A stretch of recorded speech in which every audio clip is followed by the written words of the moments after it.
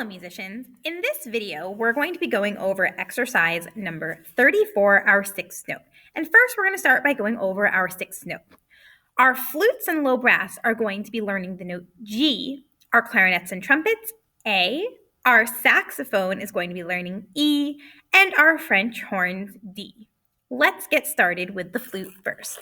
So for our flutes we're going to be learning G, and G we're going to use our pinky, and then we're going to use our thumb, first, skip second, 2, 3, okay?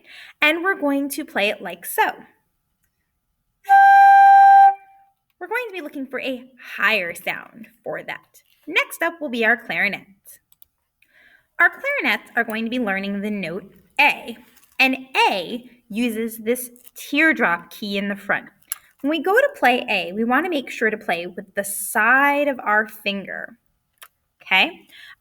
When I play, I usually play right about here where that first joint is. A is going to sound like this. Now our saxophones are going to be learning the note E. To play E on saxophone, we're going to use the following keys. All 3 up top, and then the first 2 on the bottom. You also want to add your thumb key, which is directly above the thumb rest. This will be a higher sound. Next, let's get into our brass instruments. Just like our clarinet, our trumpets are also going to be playing the note A.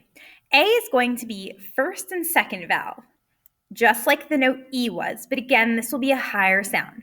We already practiced and learned the concept of these partials on the previous new note exercise.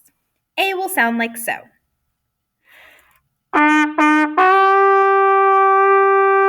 Okay, here's the difference between E and A.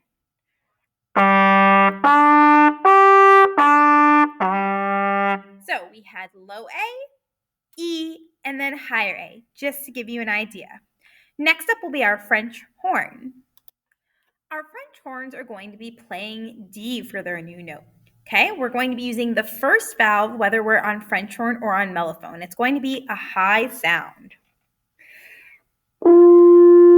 Again, here's the difference between the lower and the higher sounds that both use this key. Finally,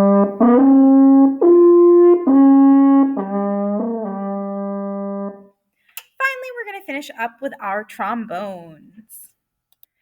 Our trombones and euphoniums will also be playing G, just like the flutes. Again, this is going to be another one that's on a section that we've already learned. So, for trombones, we're using our 4th position to get that higher sound.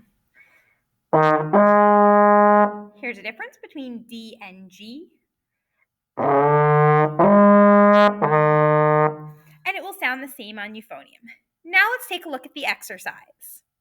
So, as we're looking at our exercise here, we have some pretty simple rhythms, whole note, couple of half notes, all right? I'm going to demonstrate this for you one time, playing along with the exercise itself. All right, so the exercise goes a hair bit faster than we're used to, but here we go. Get ready.